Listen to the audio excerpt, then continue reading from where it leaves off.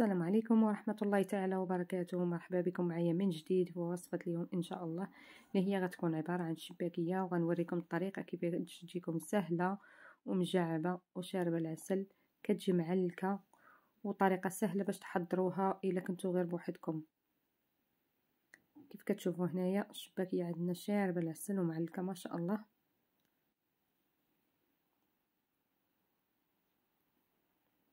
نمر المقادير على بركة الله. هنايا كنحتاج 1 كيلو وكأس من الدقيق أنا اللي احتاجيت، زائد كأس من الزنجلان أو السمسم مطحون، ملعقة ونصف من حبة حلاوة،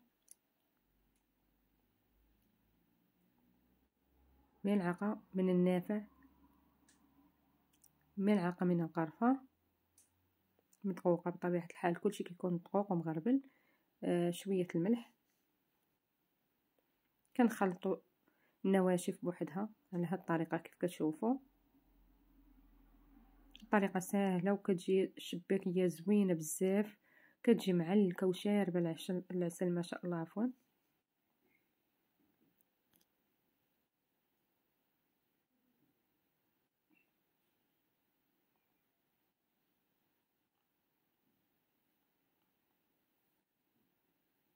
هنايا عندي الزبدة المذابة، عندي كأس من الزبدة المذابة اللي كندوبوه حتى كيتحيد من هذاك الحليب او اللبن.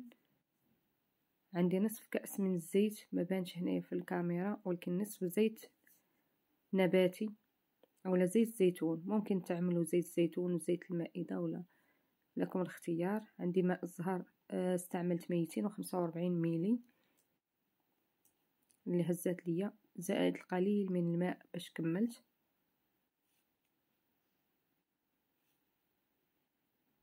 عندي الزعفران عفوا اللي كنوضعه في الماء الزهر وكنخليه حتى كيذوب، كنسخنه باش كيسهل عليا العمليه ديال العجن. كاين اللي كيستعمل الملون الغذائي، انا ما كنستعملوش. هنايا كنحربل اولا كنرمل نواشف مزيان. هاد العمليه كتخلي الشباكيه ديالنا كتجي معلكه وكتجي زوينه بزاف، كتجي رطبه بهاد الطريقه.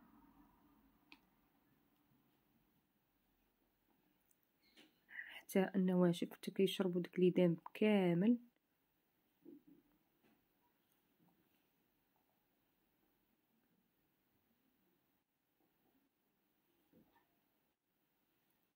انا هاد الشباكيه راه كيف ما عجنتها كيف ما خدمتها، يعني ما خليتها لا بقات باتت لا والو، وجات ما شاء الله معلكه وشاربه العسل كيف ما شفتوا، مجعبه من الداخل. يعني خاصكم غير تتبعوا الطريقه والفيديو حتى الاخير باش نتوما تحصلوا على نفس النتيجه.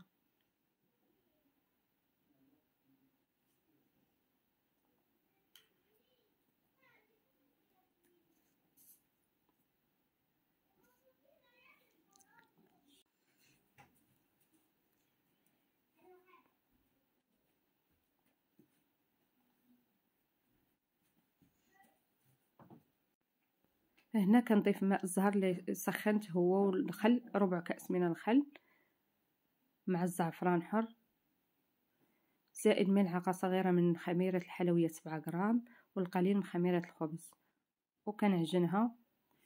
ما كتحتاج انني كندلكها بزاف، كندلكوها كيف كتشوفوا انا دلكتها غير شويه.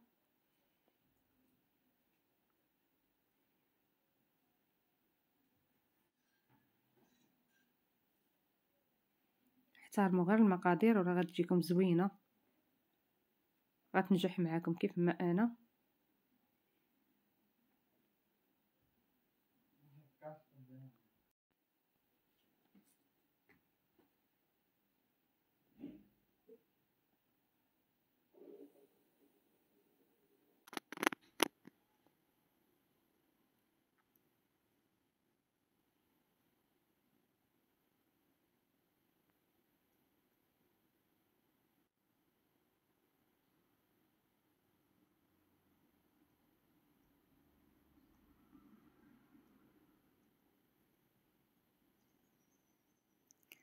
هنا كيف ما كتشوفوا بعد ما عجنتها ودلكتها كتكون على هذا الشكل. القوام ديال العجينه كنشكلها كويرات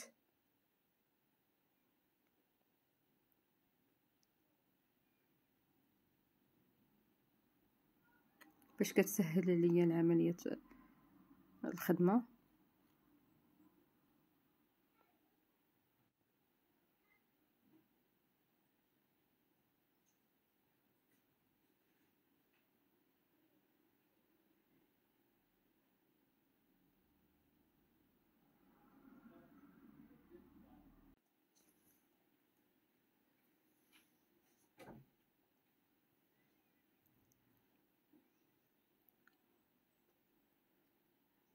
كنشكل كويرات كنعملها في بلاستيك غذائي باش ما كتنشفش ليا.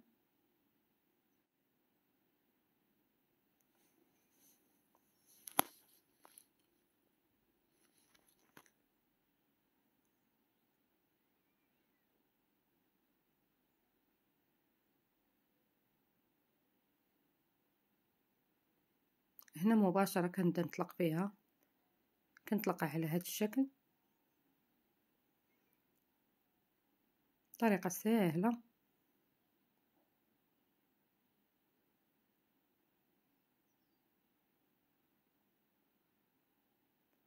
هاد العملية كتسهل علينا الخدمة ملي كنكونوا نقطعو. حتى في التشبك كتجيبها يعني مجعبة من الداخل اولا خاوية من الداخل كيف كتشوفوا. كنديرها على شكل ظرف اولا مسمنة حتى كنكملهم كاملين.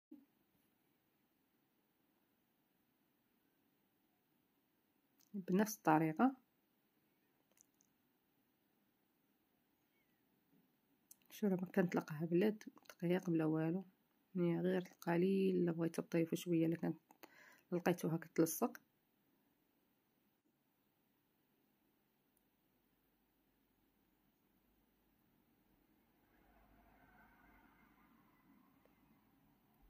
الطريقه اللي زوينه كتخليك دغيا كتسالي الشباكيه.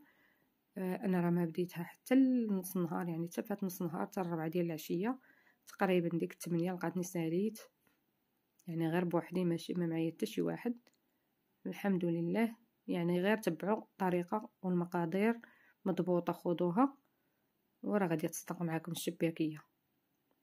هنا كناخذ اول وحده طلقتها كنطلقها على هذا الشكل، كنقطعها باش كتسهل عليا باش ندوزها في الماكينه.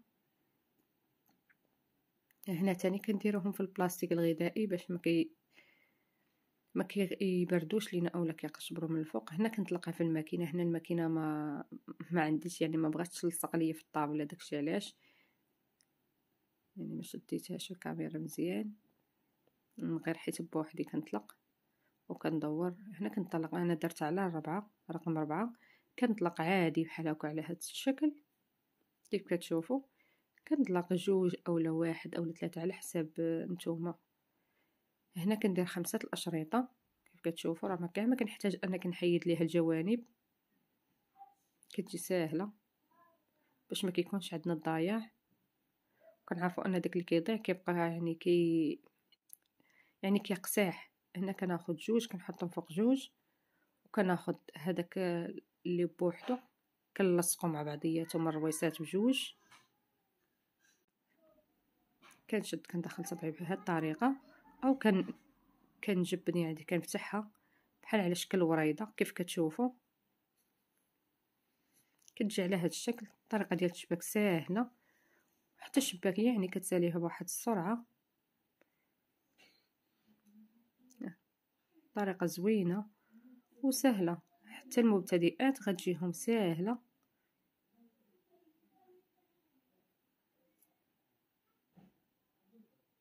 غير تبعوا نفس الطريقه وراكم غادي تتعلموا ليها ان شاء الله.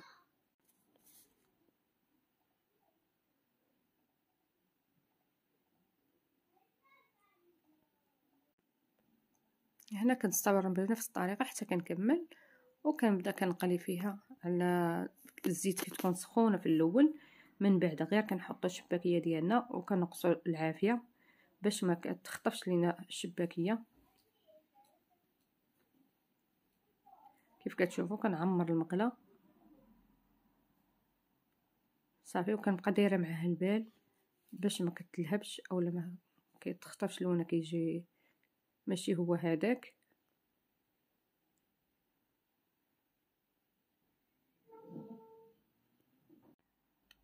وبالنسبه للبنات اللي كيقول لك حنا الشباكيه ملي كنديروها في المقله كتجينا فيها الكشكوشه، هذوك اللي كيديروا فيها البيض بطبيعه الحال هو اللي كيدير هذيك الكشكوشه. هنا كنحطها في العسل كتكون بارده، يعني لان الشباكيه ملي كنحطوها كتكون سخونه، غير كنحطو هذاك العسل راه كيتطلق وكيولي سخون كيولي جاري. من الاحسن العسل يكون بارد. وهذا هو الشكل النهائي ديال الشباكيه ديالنا. نتمنى انها تنال اعجابكم وتدعموني بلايك واشتراك وكومونتير، وشكرا لكم على حسن المتابعه، والى اللقاء الى فيديو قادم بحول الله.